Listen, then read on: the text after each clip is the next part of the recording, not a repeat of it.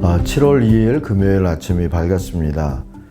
오늘은 야고보서 4장을 읽고 묵상하겠습니다. 여기는 본당 3층에 있는 주일의 새가족실로 사용하는 그런 방입니다.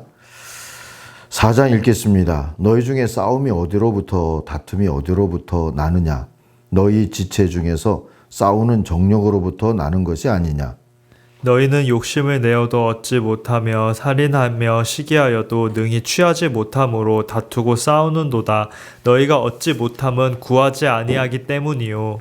구하여도 받지 못함은 정욕으로 쓰려고 잘못 구하기 때문이라. 가늠한 여인들아, 세상과 벗된 것이 하나님과 원수됨을 알지 못하느냐? 그런즉 누구든지 세상과 벗이 되고자 하는 자는 스스로 하나님과 원수되는 것이니라. 너희는 하나님이 우리 속에 거하게 하신 성령이 시기하기까지 사모한다 하신 말씀을 헛된 줄로 생각하느냐?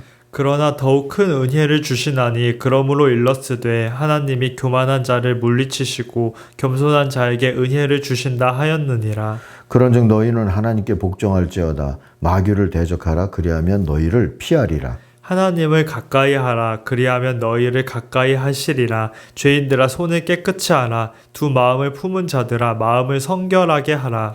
슬퍼하며 애통하며 울지어다. 너희 웃음을 애통으로 너희 즐거움을 근심으로 바꿀지어다. 주 앞에서 낮추라. 그리하면 주께서 너희를 높이시리라. 형제들아, 서로 비방하지 말라. 형제를 비방하는 자나 형제를 판단하는 자는 곧 율법을 비방하고 율법을 판단하는 것이라. 네가 만일 율법을 판단하면 율법의 준행자가 아니요 재판관이로다. 입법자와 재판관은 오직 한 분이시니 능히 구원하기도 하시며 멸하기도 하시느니라.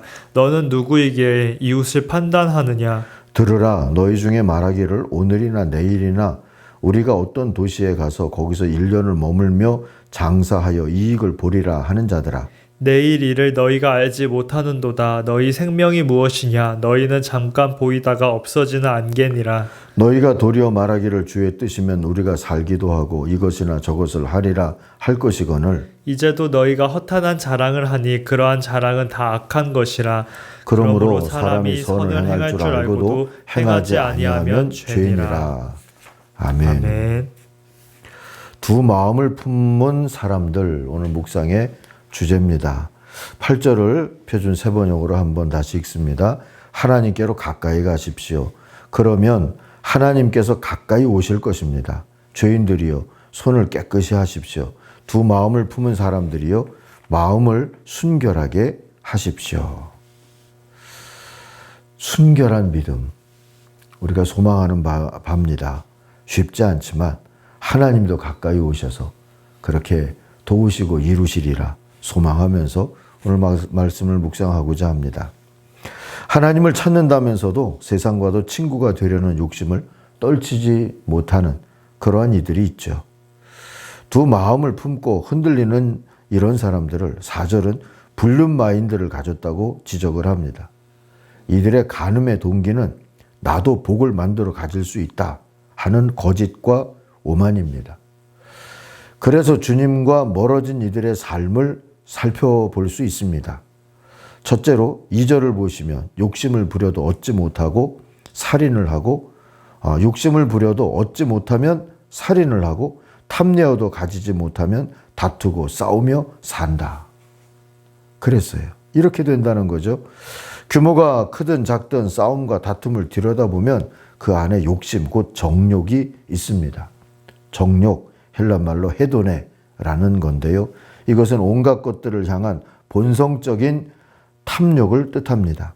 이 정욕으로 인해서 아무리 그럴듯한 명분을 내세워도 모든 전쟁은 추악하고 모든 다툼은 동물적이 될 수밖에 없는 것이지요.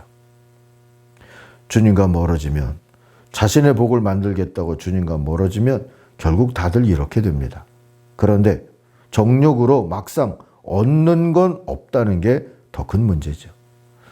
정욕은 오히려 사랑과 온유, 양심과 이성을 마비시키고 시기, 중독, 살인 같은 것들을 키워서 평화를 깨뜨리고 맙니다.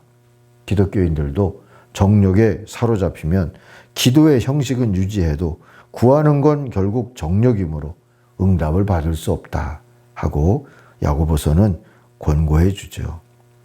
또 다른 문제는 정욕의 대상은 세상에 있기 때문에 정욕대로 살면 세상과 버탈 수밖에 없다는 겁니다.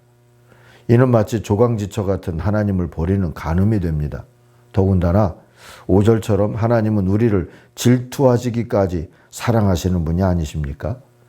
그 사랑이 우리를 심판하게 되죠. 결국 정욕대로 밤낮 싸우고 다투며 얻은 결과가 심판으로 끝난다면 이 길을 계속 갈 이유는 없는 거 아니겠습니까? 다른 길을 찾아야 합니다. 그 다른 길, 참된 길은 복을 은혜로 주시는 하나님 앞에서 6절 겸손하고 9절 애통함으로 회개하고 10절 나를 낮추고 주님만 높이는 겁니다. 이게 예배자죠. 또한 7절과 8절 하나님과 정욕 사이에서 정욕 뒤에는 마귀가 있죠. 결단해야 합니다. 결단이란 이것이냐 저것이냐지 이것도 저것도 일 수는 없다는 것을 기억하십시다. 자, 두 번째, 나도 복을 만들어 가질 수 있다 하는 거짓과 오만에 빠져서 주님과 멀어진 이들의 삶은 또 어떻게 되겠습니까? 11절 보세요. 남의 복을 시기하여 형제라 하면서도 비방하고 판단하며 삽니다. 12절도 보면 이것은 하나님을 멸시하는 지식이에 돌아서야 한다 하고 말하죠. 대신에 우리는 형제로 사는 법을 찾아야 합니다. 배워야 합니다. 형제는 비방과 판단을 멈추고 참 마음으로 섬기는 관계를 형제관계라고 말할 수 있습니다. 우추프라카치아라고 하는 식물이 있어요. 다른 생물체가 조금만 건드려도 시름시름 앓다가 죽어버리는 식물이랍니다. 이 식물을 연구한 박사가 있었습니다. 수십 년 연구하면서 그만큼 시들어 죽게 한 우추프라카치아가 많았을 겁니다. 그런데 어느 날 박사는 놀라운 발견을 하게 되죠. 이 식물을 건드린 사람이 내일도 모레도 계속 건드려주면 죽지 않더라는 겁니다. 결벽증 환자 같다 여겼던 이 식물이 사실은 한없이 고독한 존재였던 것이지요. 여기 형제사리의 힌트가 있지 않을까 싶습니다. 꾸준한 관심, 꾸준한 섬김. 그거 아니겠습니까? 반응이 어찌 오더라도 말이죠.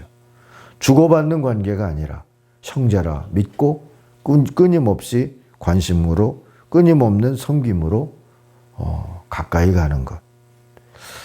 이게 바로 형제로 사는 법이라고 말씀을 통해 배우게 됩니다. 세 번째, 스스로 복을 만들어 가지려다가 하나님과 멀어진 사람들은 오늘 13절 말씀처럼 오늘이나 내일 어느 도시에 가서 1년 동안 장사하여 돈을 벌겠다 하는 허망한 계획에 매달려 삽니다. 야고보서의 첫 독자는 아시아의 상인들로 보여집니다. 이들이 늘 궁리한 것은 어느 도시에 언제 가서 얼마간 장사하면 이윤이 크게 날까 하는 거였을 겁니다. 이윤 추구의 영성이라고 할 수 있겠죠. 장사꾼만 그런 영성을 갖는 것은 아닌 듯합니다.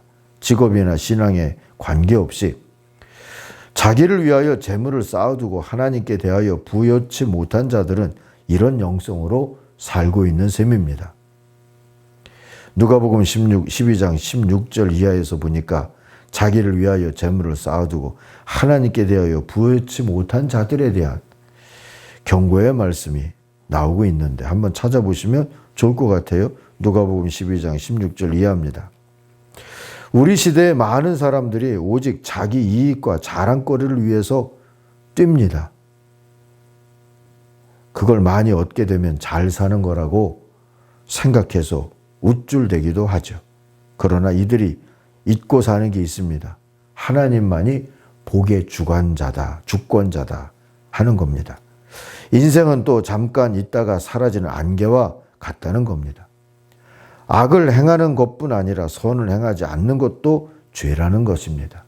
이런 것들을 잊고 살면서 그저 자랑거리, 이익거리, 부지런만 하면, 열심만 내면, 경쟁에서 이기기만 하면 될 듯이 여기지만 그렇게 해서 이루어지는 행복은 있지 않다는 것. 우리가 기억해야 할 할 것 같아요. 사랑하는 아침 가족 여러분, 하나님은 우리에게 늘 진심이십니다. 우리도 진심으로 하나님을 섬기고 전심으로 형제와 이웃을 섬기며 사십시다. 주님이 그것을 원하시니까요. 주님의 복과 은혜가 그러면 다가올 줄 믿습니다. 오늘 요절로 삼은 8절을 다시 한번 보실까요? 하나님께 가까이 가십시오. 오늘 묵상한 내용이 이겁니다. 근데 그러면 하나님께서 가까이 오실 것입니다. 하나님께 가까이 가면 우리에게 복을 주시고 복을 만들어 주시는 하나님이 가까이 오십니다. 그렇게만 살기에도 인생은 짧습니다. 하나님을 향할 수 있는 겸손한 자세, 하나님을 향할 수 있는 희망의 자세, 하나님을 향할 수 있는 그러한 믿음의 자세가 이 한 달을 살아가는 우리들의 자세가 되기를 소망합니다. 기도하겠습니다. 하나님 아버지, 열심히 산다면서 주님을 소홀히 여긴 죄를 이 아침에도 깨닫습니다. 용서하여 주시고 주님께 가까이 가는 것이 나의 복을 만들어 주시고 나의 행복을 책임져 주시며 내가 행복하기를 원하시는 주님이 다가오는 길로 가는 것임을 또 한번 기억하고 그 길을 열어주신 하나님께 감사하면서 주님을 향할 수 있는 우리들이 되게 하여 주옵소서. 두 마음을 내려놓고 순결하고 순박한 마음으로 하나님께 올인하듯 믿음 생활할 수 있는 하나님의 사람들이 되게 하여 주옵소서. 예수님의 이름으로 기도하옵나이다. 아멘. 하늘에 계신 우리 아버지, 아버지의 이름을 거룩하게 하시며 아버지의 나라가 오게 하시며 아버지의 뜻이 하늘에서와 같이 땅에서도 이루어지게 하소서. 오늘 우리에게 일용할 양식을 주시고 우리가 우리에게 잘못한 사람을 용서하여 준 것 같이 우리 죄를 용서하여 주시고 우리를 시험에 빠지지 않게 하시고 악에서 구하소서. 나라와 권능과 영광이 영원히 아버지의 것입니다. 아멘. 같이 기도하겠습니다.